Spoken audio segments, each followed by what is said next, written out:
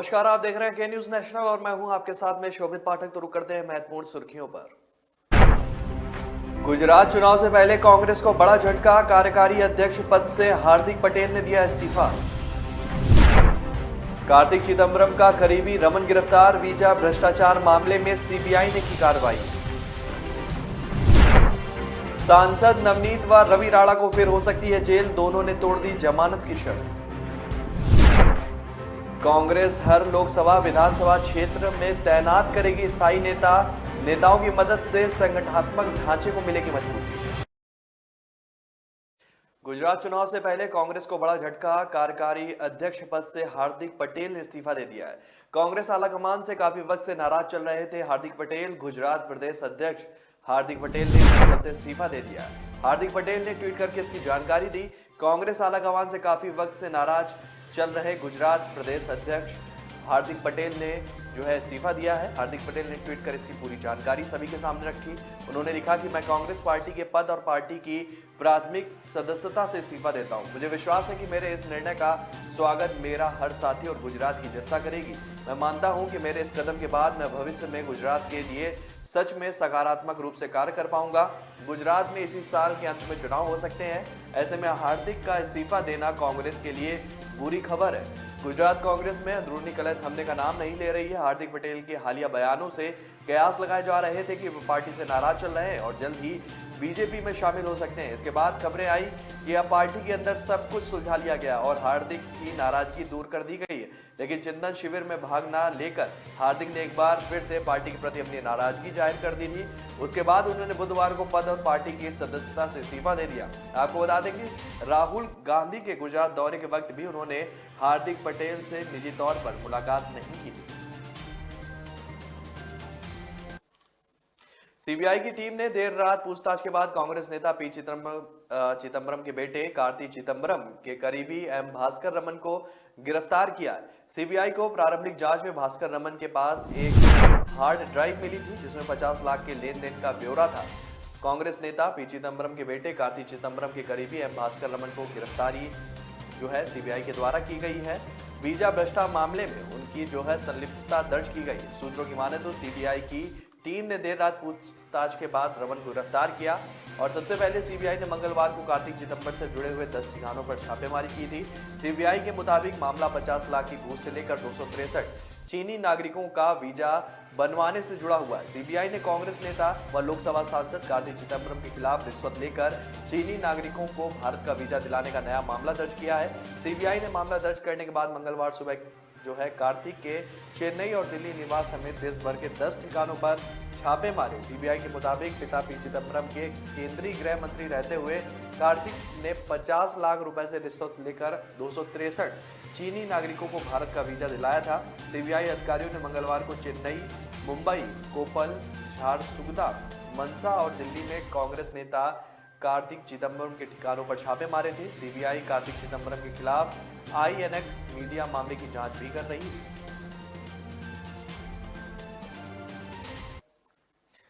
महाराष्ट्र में हनुमान चालीसा विवाद के बाद सुर्खियों में आई सांसद नवनीत राणा और उनके विधायक पति रवि राणा की जमानत रद्द हो सकती है। दोनों पर जमानत की शर्तों के उल्लंघन का आरोप है। इस मामले में राणा दंपत्ति को आज मुंबई की अदालत को अपना जवाब देना होगा। दरअसल राणा दंपत्ति की जमानत मंजूर करने से पहले कोर्ट ने शर्त रखी थी कि वे इस मामले में मीडिया से बातचीत नहीं करेंगे, लेकिन आरोप है कि दोनों ने मीडिया से बातचीत की और सशर्त जमानत राणा दंपति ने महाराष्ट्र के मुख्यमंत्री उद्धव ठाकरे के घर मातोश्री के बाहर हनुमान चालीसा पढ़ने का ऐलान किया था। इसके बाद ही दोनों को गिरफ्तार किया गया। दोनों करीब 11 दिन तक जेल में रहे और इस बाद सत्र न्यायालय ने नवनीत राणा व रवि राणा को सशर्त जमानत दी थी। कोर्ट ने कहा था कि दोनों इस तरह का अपराध अब दोबारा नहीं करेंगे, मीडिया से इस मामले पर बात नहीं करेंगे, इसके अलावा सबूतों से छेड़छाड़ नहीं करेंगे। तीनों शर्तों में से किसी एक का उल्लंघन होने पर जमानत को तत्काल रद्द कर दिया जाएगा। लद्दाख में नवनीत राणा और संजय राउत हनुमान चालीसा विवाद के बाद एक दूसरे पर लगातार हमला कर रहे हैं। शिवसेना सांसद संजय राउत और नवनीत राणा इन दिनों लद्दाख में है। ऐसे में हर किसी की नजर दोनों नेताओं के अगले बयान पर है। दरअसल नवनीत राणा और संजय राउत विदेश मंत्रालय से जुड़ी संसद की स्थायी समिति के सदस्य हैं और समिति के काम के सिलसिले में दोनों नेता इन दिनों लद्दाख पहुंचे। कांग्रेस पूरे देश में हर लोकसभा और विधानसभा क्षेत्र की नब्ज टटोलने के लिए एक पूर्णकालिक नेता की तैनाती करेगी। यह नेता संबंधित क्षेत्र के सामाजिक, भौगोलिक, राजनीतिक ताने बाने के साथ धार्मिक, जातीय समीकरणों, स्थानीय मुद्दों की जानकारी केंद्रीय नेतृत्व को देगा। हालांकि इनकी टिकट तय करने में कोई भूमिका नहीं होगी। इन पदों पर करीब 6,500 लोगों की तैनाती होगी। पार्टी इन पूर्णकालिक पदाधिकारियों की मदद से संगठनात्मक ढांचे को मजबूती देगी। राज्यों के प्रभारी, महासचिवों और सचिवों के कामकाज की लगातार समीक्षा होगी। पूरे देश में संगठन के सभी खाली पद 3 से 6 महीने में भरे जाएंगे और उदयपुर शिविर के फैसले जमीन पर उतारने के लिए महासचिवों और प्रभारियों की बैठकें भी शुरू होंगी। रिटायरमेंट उम्र पर नहीं हो सका फैसला। कांग्रेस के संगठन के 50% पद युवाओं को सौंपे जाने को लेकर अभी तक फैसला अधर में लटका हुआ।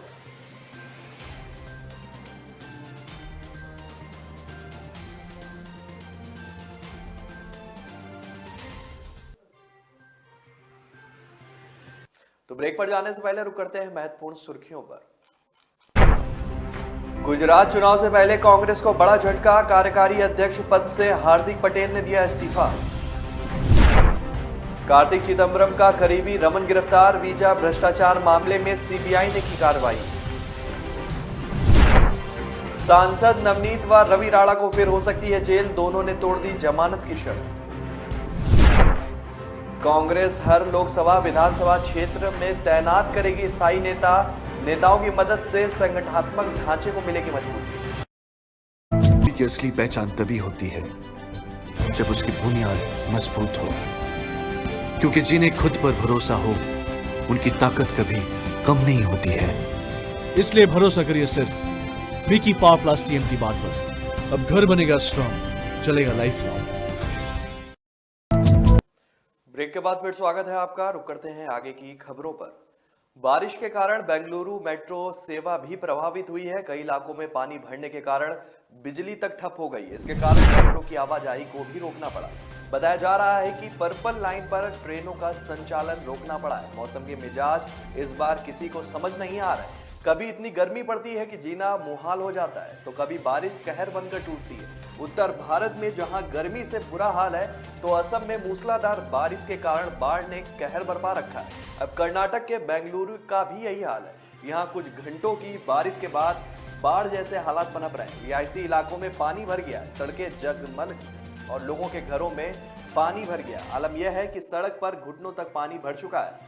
भीषण गर्मी के बीच बेंगलुरु में मंगलवार को मौसम सुहाना रहा। यहाँ झमाझम बारिश हुई। हालांकि बारिश कुछ ही देर में कहर बरपाने लगी। बारिश की वजह से कई इलाकों में पानी भर गया, स्थिति बाढ़ जैसी बन गई। सड़कों पर खड़ी गाड़ियां पानी में डूब गई। हर तरफ पानी ही पानी नजर आया। बारिश के कारण बेंगलुरु की मेट्रो सेवा भी प्रभावित हो गई।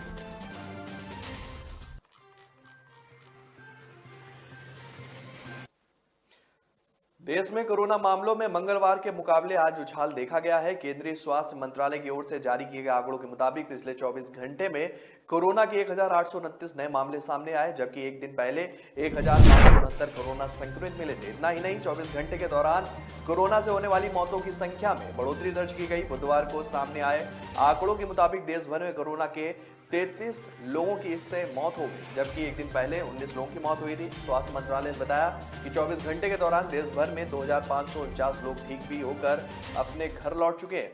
अब देश में सक्रिय मामलों की संख्या 15,647 हो गई, जबकि एक दिन पहले यह 16,400 थी। और कुल मौत का आंकड़ा बढ़कर 5,24,293 पर पहुंच गया है। केंद्रीय आंकड़ों के मुताबिक देश में अब तक कोरोना से 4,31,27,199 मामले दर्ज किए गए हैं और इसमें से 4,25,87,259 लोग ठीक भी हुए हैं। अब तक 1,91,65,67,770 लोग कोरोना टीकाकरण से मुक्त हो चुके हैं।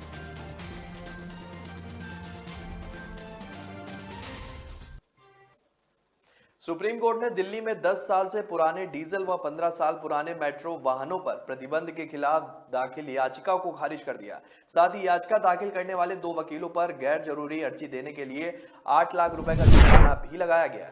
Justice L Nageswara Rai, justice A S Bopanna और जस्टिस बी आर गवई की पीठ ने वकील अनुराग सक्सेना की जनहित याचिका को फालतू बताते हुए खारिज कर दिया। साथ ही पीठ ने रजिस्ट्री को आदेश दिया कि वह सुप्रीम कोर्ट के समक्ष वकील द्वारा दायर किसी भी रिट याचिका को पंजीकृत न करे। पीठ ने आदेश में कहा कि सुप्रीम कोर्ट में प्रैक्टिस कर रहे 2 वकीलों ने दुस्साहस किया और हमने उन्हें इस बारे में चेतावनी भी दी थी। हम याचिकाकर्ता पर 8 लाख रुपए का जुर्माना लगाते हैं। रजिस्ट्री याचिकाकर्ता वकील की किसी भी रिट याचिका पर विचार नहीं करेगी। जनहित याचिका में कहा गया कि दिल्ली में वाहनों पर 10 साल और 15 साल की सीमा जो है भेदभावपूर्ण और संविधान के अनुच्छेद 14 का उल्लंघन है। याचिकाकर्ता का कहना है कि वाहनों पर प्रतिबंध लगाने से अधिक कार्बन फुटप्रिंट पैदा होंगे, इसलिए 10 व 15 साल का नियम अनुचित है। याचिकाकर्ता ने दलील दी केवल कुछ जगहों के लिए यह क्यों है, हर जगह क्यों नहीं है। शिमला में दिल्ली से अधिक प्रदूषण है। पीठ ने सुनवाई शुरू होते ही वकील को चेतावनी पीठ ने सुनाई कि शुरुआत में याचिकाकर्ता को चेतावनी दी कि पहले ही नेशनल ग्रीन ट्रिब्यूनल और सुप्रीम कोर्ट के आदेशों में सब कुछ विचार किया जा चुका है। सुप्रीम कोर्ट ने 2018 में दिल्ली के परिवहन विभाग को दिल्ली एनसीआर में 10 साल से अधिक पुराने डीजल वाहनों और 15 साल से अधिक पुराने पेट्रोल वाहनों पर प्रतिबंध लगाने का आदेश दिया था।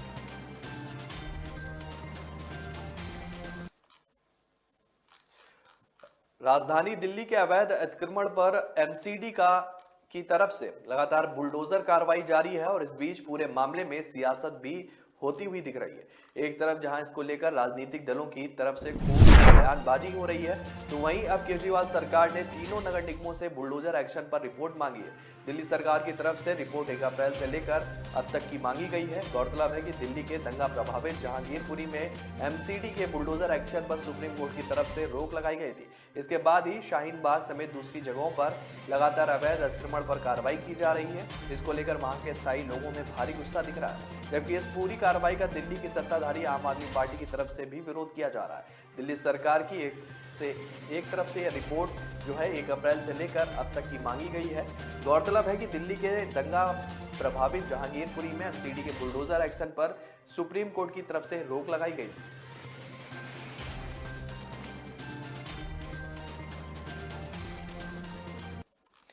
मथुरा में यमुना एक्सप्रेसवे पर बड़ा हादसा हुआ। ट्रक से टकराई श्रद्धालुओं से भरी बस में 3 लोगों की दर्दनाक मौत हो गई। कई घायल। इस हादसे में अब तक 24 लोग घायल बताए जा रहे हैं। यमुना एक्सप्रेसवे पर एक बड़ा हादसा हुआ जिसमें कि एक श्रद्धालुओं से भरी बस ट्रक से टकरा गई। बताया गया है कि अब तक इस हादसे में 3 श्रद्धालुओं की मौत हो चुकी है, वहीं कई घायल। श्रद्धालुओं से भरी ये बस मथुरा से दिल्ली वापस लौट रही थी और इस दौरान ये हादसा हुआ। इस हादसे में अब तक 24 लोग घायल बताए जा रहे हैं, वहीं इसमें से कुछ की हालत गंभीर भी बनी हुई है। सभी घायलों को अस्पताल में भर्ती कराया गया है। फिलहाल घटना की वजह का अभी पता नहीं चल पाया, लेकिन तेज रफ्तार को वजह माना जा रहा है। पुलिस ने जो जानकारी दी है उसके आधार पर इस घटना को लेकर पुलिस अधीक्षक श्रीचंद ने कहा कि यह हादसा मंगलवार की रात नौझील थाना क्षेत्र के बाजना कट के निकट करीब 11:15 बजे हुआ, जब दिल्ली के शाहदरा इलाके से आ रही एक बस आगे चल रहे गिट्टी बजरी के एक ट्रक से जा टकराई। बस में श्रद्धालु सवार थे जो गोवर्धन के गिरिराज महाराज के दर्शन कर लौट रहे थे। पुलिस ने बताया कि भीषण धमाके के साथ बस का आगे का हिस्सा पूरी तरह से क्षतिग्रस्त हो गया। उन्होंने कहा कि बस में आगे बैठे श्रद्धालु को गंभीर चोट आई। बस जो है वो खचाखच श्रद्धालुओं से भरी हुई थी। पुलिस ने बताया कि बस में लगभग 60 लोग सवार थे। घायलों को पहले नौझील के सामुदायिक स्वास्थ्य केंद्र ले जाया गया, जहां से करीब 2 दर्जन घायलों को नोएडा स्थित कैलाश अस्पताल और 6 लोगों को जिला अस्पताल रेफर कर दिया गया।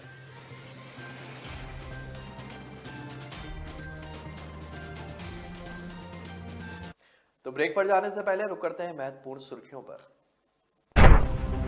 गुजरात चुनाव से पहले कांग्रेस को बड़ा झटका, कार्यकारी अध्यक्ष पद से हार्दिक पटेल ने दिया इस्तीफा। कार्ति चिदंबरम का करीबी रमन गिरफ्तार, वीजा भ्रष्टाचार मामले में सीबीआई ने की कार्रवाई। सांसद नवनीत व रवि राणा को फिर हो सकती है जेल, दोनों ने तोड़ दी जमानत की शर्त। कांग्रेस हर लोकसभा विधानसभा क्षेत्र में तैनात करेगी स्थायी नेता, नेताओं की मदद से संगठनात्मक ढांचे को मिलेगी मजबूती। लोग मुझे कभी बहुत अच्छा समझते हैं, कभी बहुत बुरा। How insensitive. भगवान जैसे है हमारे लिए। एनी टेस्ट जरूरी है क्या? जान बचाई है मेरे बेटे की। ठीक से देखा ही नहीं, सिर्फ 2 मिनट। लोगों की बातों का असर मैं अपने काम पे नहीं पड़ने देता। मैं जो करता हूं वो अपने पेशेंस के लिए करता हूं। अगर मेरे पास सिर्फ 2 मिनट है तो शायद इसलिए क्योंकि कोई और क्रिटिकल है। अगर मैं एक से ज्यादा टेस्ट करवा रहा हूं वो इसलिए क्योंकि मेरी ट्रीटमेंट में डाउट की जगह नहीं। अगर मैं स्ट्रिक्ट या इनसेंसिटिव हूं वो इसलिए क्योंकि आपकी हेल्थ सबसे इंपॉर्टेंट है। तो लोग मुझे चाहे अच्छा समझे या बुरा, मैं उनसे कहता हूं थैंक यू, क्योंकि वो मुझे रोकते नहीं बल्कि याद दिलाते हैं कि मुझे मेरे पेशेंट्स के लिए क्या करना है।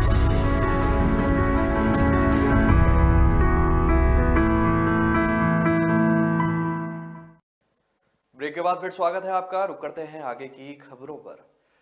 राजस्थान के कोटा से एक ऐसी खबर सामने आई है जिसने राज्य सरकार की स्वास्थ्य व्यवस्था की पोल खोलकर रख दी।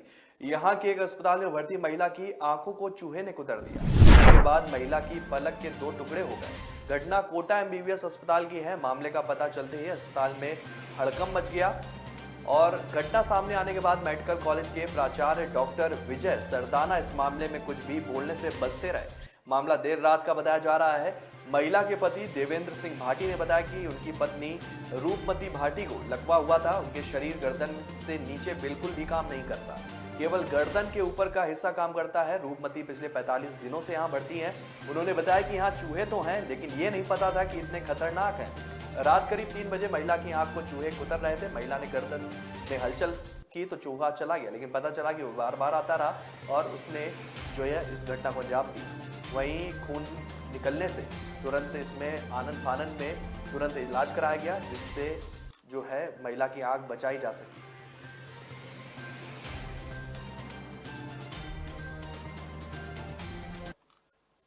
कई मांगों पर अड़े संयुक्त किसान मोर्चा के बैनर तले पंजाब किसानों ने मोहाली चंडीगढ़ सीमा पर जो है पक्का मोर्चा लगा दिया है। किसान मोहाली के वाईपीएस चौक पर ट्रैक्टर ट्रालियों पर रसद और लंगर का सारा सामान लेकर पहुंचे। उन्होंने बुधवार सुबह तक मांगे नहीं माने जाने पर चंडीगढ़ के मुख्यमंत्री आवास की ओर से कूच करने का ऐलान किया।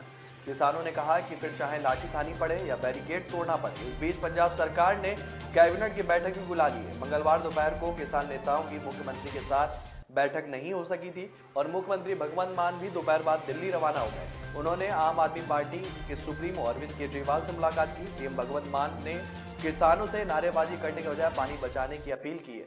पंजाब कैबिनेट की बैठक में पंजाब सरकार की किसानों के प्रदर्शन पर पूरी नजर बनी हुई है। मुख्यमंत्री भगवंत मान ने जो है आज सुबह कैबिनेट बैठक भी बुलाई थी। इस बैठक में किसानों से चर्चा की गई। बैठक में किसान आंदोलन पर जो है सहमति बनती हुई दिखी। कुछ मांगों पर सरकार झुक गई है लेकिन कुछ पर अभी बात नहीं बनी।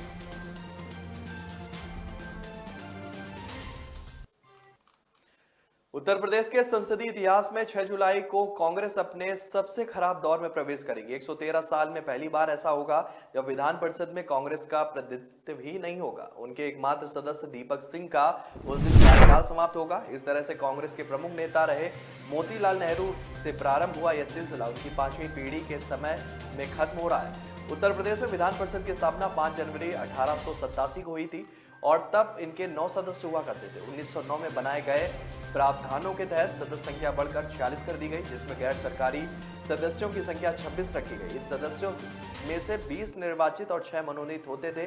मोतीलाल नेहरू ने 7 फरवरी 1909 को विधान परिषद की सदस्यता ली। उन्होंने विधान परिषद में कांग्रेस का पहला सदस्य उन्हें माना जाता है।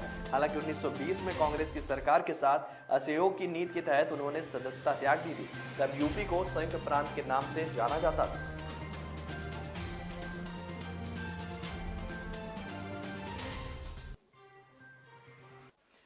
प्रधानमंत्री कार्यक्रम के दौरान प्रधानमंत्री किसान सम्मान निधि योजना की 11वीं किस्त भी जारी करेंगे और इस दौरान 11 योजनाओं के लाभार्थी सीधे पीएम से बात करेंगे। मुख्य सचिव राम सुभग सिंह ने सोमवार को प्रधानमंत्री नरेंद्र मोदी के 31 मई के होने वाले दौरे की तैयारियों के बारे में बताया था।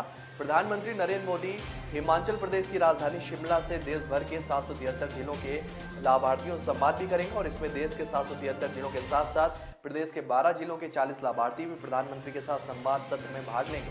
प्रधानमंत्री कार्यक्रम के दौरान प्रधानमंत्री किसान सम्मान निधि योजना की 11वीं किस्त भी जारी होगी। इस दौरान 11वीं योजनाओं के लाभार्थियों से पीएम बात करेंगे। मुख्य सचिव राम सुभग सिंह ने प्रधानमंत्री नरेंद्र मोदी की 31 मई को होने वाले दौरे की तैयारी के संबंध में बैठक की अध्यक्षता की। उन्होंने कहा कि प्रधानमंत्री की ओर से ऐतिहासिक रिज मैदान में जनसभा को संबोधित करना प्रस्तावित है। राम सुभग सिंह ने कहा कि प्रदेश सरकार ने जरूरतमंदों की जरूरतों की पूर्ति के लिए विभिन्न योजनाएं जो हैं कार्यान्वित की हैं। मुख्य सचिव ने कार्यक्रम के सफल आयोजन के लिए सभी संबंधित विभागों को समुचित प्रबंध करने के निर्देश भी दिए हैं।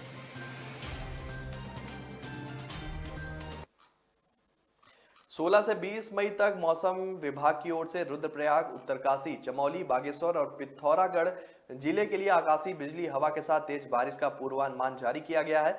जिला अधिकारी मयूर दीक्षित ने बताया कि मौसम के पूर्वानुमान को ध्यान में रखते हुए केदारनाथ यात्रा को लेकर जो है चौकसी भी बरती जा रही है। हमारे यात्रियों को पूरी चौकसी के साथ यात्रा करने को कहा गया है। मौसम विभाग के पूर्वानुमान को देखते हुए जिला प्रशासन ने केदारनाथ यात्रा को लेकर येलो अलर्ट जारी किया। यात्रा सहित अन्य पर्यटक स्थलों पर पहुंच रहे श्रद्धालुओं, पर्यटकों और बारिश होने की स्थिति में पड़ावों पर शरण लेने की अपील की गई। साथ ही यात्रा से जुड़े अधिकारियों को सतर्क रहने के भी निर्देश दिए गए। 16 से 20 मई तक मौसम विभाग की ओर से रुद्रप्रयाग, उत्तरकाशी, चमोली, बागेश्वर और पिथौरागढ़ जिले के लिए आकाशीय बिजली हवा के साथ तेज बारिश का पूर्वानुमान जारी किया जाएगा। जिलाधिकारी मयूर दीक्षित ने बताया कि मौसम के पूर्वानुमान को ध्यान में रखते हुए केदारनाथ यात्रा को लेकर जो है चौकसी बरती जा रही है। धाम आ रहे यात्रियों को पूरी चौकसी के साथ यात्रा करने को कहा गया है। बारिश होते ही उन्हें पड़ाव व सुरक्षित स्थानों पर शरण लेने के लिए कहा गया। उन्होंने यात्रा से जुड़े विभागीय अधिकारियों के साथ एनडीआरएफ, एसडीआरएफ और पुलिस बल को भी अलर्ट मोड पर रहने के निर्देश दिए हैं। बताया गया है कि बारिश व अन्य कारणों से रुद्रप्रयाग गौरीकुंड हाईवे के बाधित होने पर यात्रा का संचालन जो है वो योजनाबद्ध तरीके से किया जाएगा।